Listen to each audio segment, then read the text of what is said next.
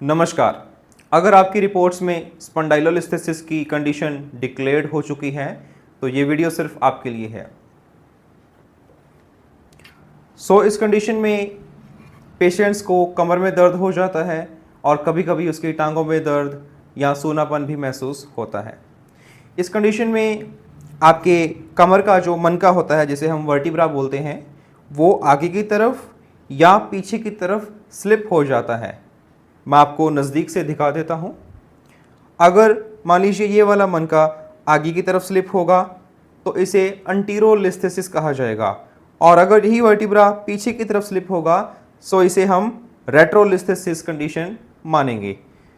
अंटीरोलिस्थेसिस यानी कि मनके का आगे की तरफ स्लिप हो जाना, आज हम इसके बारे में बातचीत करेंगे और इसके लिए आपको कुछ व्यायाम बताए जाएंगे और इन व्यायाम को करने से आपको काफ़ी हद तक रिलीफ देखने को मिलेगा।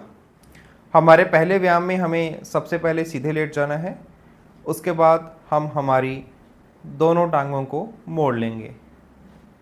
इस व्यायाम में हमें हमारे पेल्विस को टिल्ट करना है और साथ के साथ हमें हमारी कमर को नीचे प्रेस करना है। उसके बाद हम हमारे पेल्विस को फिर से टिल्ट करेंगे नीचे की तरफ और कमर को ऊपर उठाएंगे। तो आप ध्यान से इस मोशन को देखिए। सबसे पहले मैंने थोड़ा सा पेल्विस को टिल्ट किया और कमर को नीचे की तरफ मैं प्रेस कर रहा हूँ। उसके बाद मैं पेल्विस को नीचे की तरफ टिल्ट करूँगा और मेरी कमर ऊपर उठ जाएगी। अब मेरी कमर के नीचे हाथ भी जा सकता है, इतना गैप आ चुका है। तो देखिए आप ध्यान से।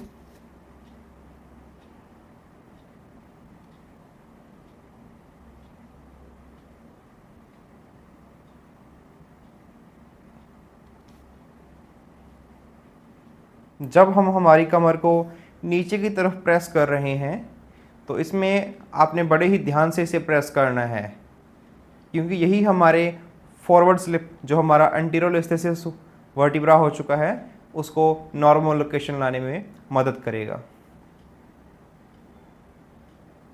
इसके आप 10 से 15 रेपिटेशंस कर सकते हैं।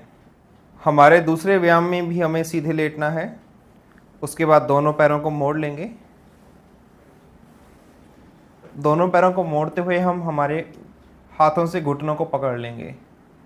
देन इसे हम कोशिश करेंगे अपनी चेस्ट की तरफ खींचने के लिए, कुछ इस तरीके से। तो अपने उंगलियों को क्रॉस भी कर सकते हैं इस तरीके से और फिर इसे नीचे दबाने का प्रयास कीजिए। जो प्रेशर है वो आपके पेट के ऊपर जाते हुए आपकी कमर पर लगेगा और इसे आप 5 से 10 सेकंड तक होल्ड भी कर सकते हैं। रेपिटेशंस की बात करें तो आप अगेन इसके भी 10 से 15 रेपिटेशंस परफॉर्म करेंगे।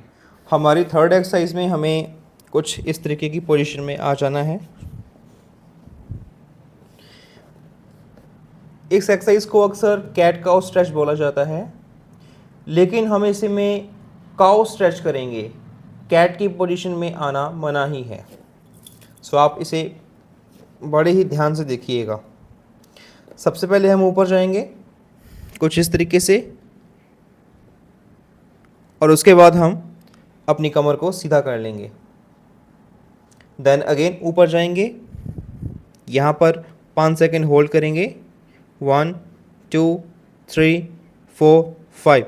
उसके बाद सीधे हो जाएंगे। इसमें ध्यान रखने की आपको ये पोजीशन में नहीं आना। ये एक कैट पोजीशन होती है, ये आपके लिए बड़ी नुकसानदायक हो सकती है। तो आप अपनी कमर को सीधे रखेंगे। फिर से ऊपर जाएंगे, यहाँ पर 5 सेकंड होल्ड करेंगे। 1 2 3 4 5 और उसके बाद कमर को सीधी कर लेंगे। तो आप इसके भी आप अगेन 10 से 15 रेपिटेशंस परफॉर्म कर सकते हैं। चौथे व्यायाम में हम एक कुर्सी पर बैठ जाएंगे और कोशिश करें इस चेयर का लेवल डाउन होना चाहिए। उसके बाद हम थोड़ा आगे बैठ जाएंगे। देन हमें आगे झुकना है और हमारे हाथों को हम ज़मीन पर लगा लेंगे। इस व्यायाम में हमारे पैरों से एक प्रेशर हमारे पेट के ऊपर लग रहा है। इसमें हमारे बैक के मसल्स स्ट्रेच भी हो रहे हैं और हम एक फ्लेक्शन पोजीशन में हैं। सो इसमें आप अपनी सांस को नहीं रोकेंगे, सांस को नॉर्मली लेते रहें। आप इसे 5 से लेकर 10 सेकंड तक होल्ड कर सकते हैं।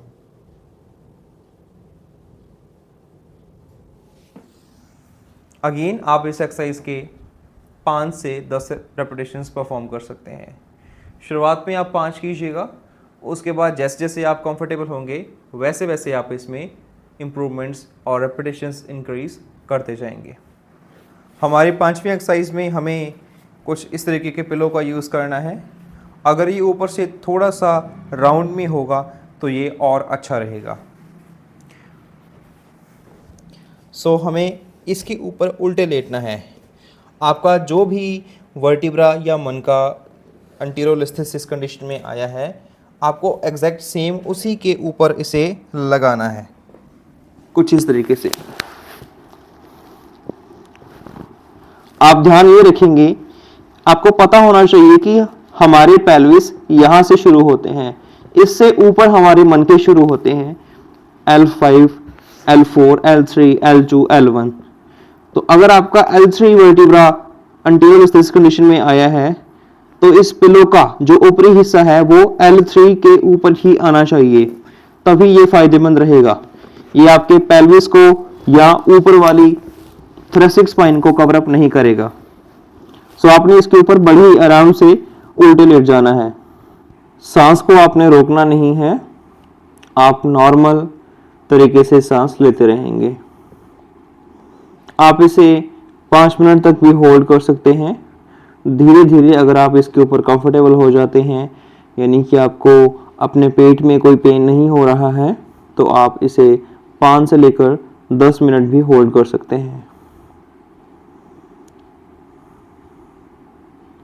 जिसके पेट में अक्सर दर्द रहता है या जिसे लूज मोशन बहुत होते हैं या कोई लेडीज प्रेग्नेंट है, तो कृपया इस एक्सरसाइज को परफॉर्म ना करें। आपके तकिए की मोटाई लगभग 3 उंगली तक होनी चाहिए, 4 भी हो सकती है।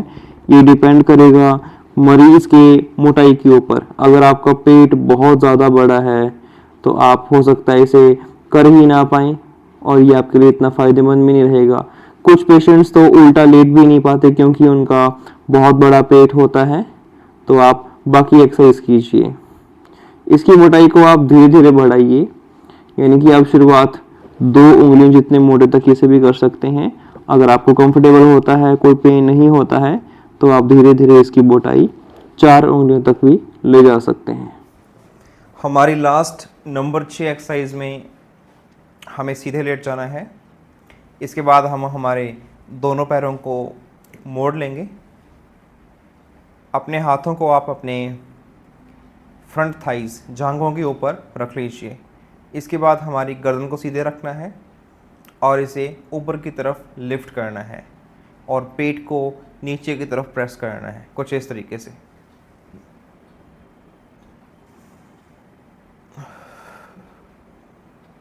आप यहाँ पर होल्ड भी कर सकते हैं 1 से 2 सेकेंड, ज़्यादा होल्ड ना करें। तो इसमें हमारा मेन मोटिव रहेगा हमारे पेट को नीचे प्रेस करना, जिससे हमारी कमर के ऊपर एक प्रेशर क्रिएट होगा। हम फिर से करेंगे।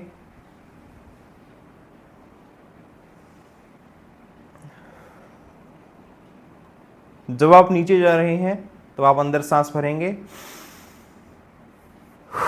और ऊपर आते हुए सांस को छोड़ेंगे।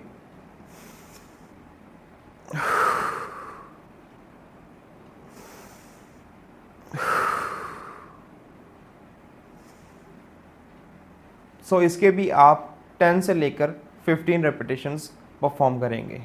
इन सभी व्यायामों का मकसद है हमारे कोर मसल्स और ग्लूट्स मसल को स्ट्रेंथनिंग देना, यानी कि उनमें ताकत बढ़ा देना, जिससे हमारे मनके को यानी कि वर्टिब्रा को एक स्टेबिलिटी प्रोवाइड होगी।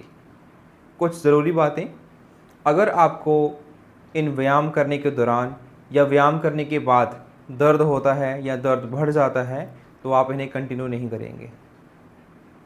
लेकिन अगर आपको कोई दिक्कत नहीं है, कोई पेन नहीं होता है, तो आप इन्हें कंटिन्यू कर सकते हैं। आप इन सभी व्यायामों को लगभग 1 हफ्ते से लेकर 10 दिन तक कंटिन्यू करेंगे। अगर आपको सिम्टम्स में काफ़ी ज़्यादा रिलीफ मिलता है तो आप इन्हें लगभग 1 या 2 महीने तक करेंगे। लेकिन अगर आपको पेन बढ़ जाता है या फिर कोई भी रिलीफ नहीं मिलता तो आप इन्हें कंटिन्यू नहीं करेंगे और अपने नज़दीकी किसी अच्छे डॉक्टर या आप हमसे मिल सकते हैं। अगर आपका पेट ज़्यादा बड़ा है, यानी कि आपका पेट जितना ज़्यादा आगे होगा ये उतना ही हमारे वर्टिब्रा को आगे की तरफ खींचेगा और आपके जो एंटीरोलिस्थेसिस कंडीशन है उसमें सुधार होने के चांसेस बहुत धीमी गति से और बहुत कम होंगे। सो इसके साथ साथ यानी कि व्यायामों के साथ साथ हमें हमारे पेट को भी कम करना है। तो आप अपना वज़न कम करेंगे, अच्छी डाइट लेंगे। सभी एक्सरसाइज इस कंडीशन के लिए हमेशा फ्लेक्शन में रहेगी, यानी कि आगे झुकने वाली रहेंगी। कोई भी व्यायाम एक्सटेंशन वाला नहीं होगा। आप ध्यान से देखिए, कोई भी व्यायाम आपका ऐसे एक्सटेंशन में नहीं होगा, ना ही आप ये मूवमेंट करेंगे। सभी आपके व्यायाम आगे झुकने वाले होंगे। तो ये बात का आपने बड़ा ही ध्यान रखना है। सो ये सभी एक्सरसाइज थी, आपको मैंने बता दी हैं। अगर आपको हमारी वीडियो अच्छी लगी है तो प्लीज़ इसे लाइक करिए और अगर आप हमारे चैनल पर फर्स्ट टाइम आए हैं तो प्लीज़ हमारे चैनल को सब्सक्राइब कीजिए। Thank you so much.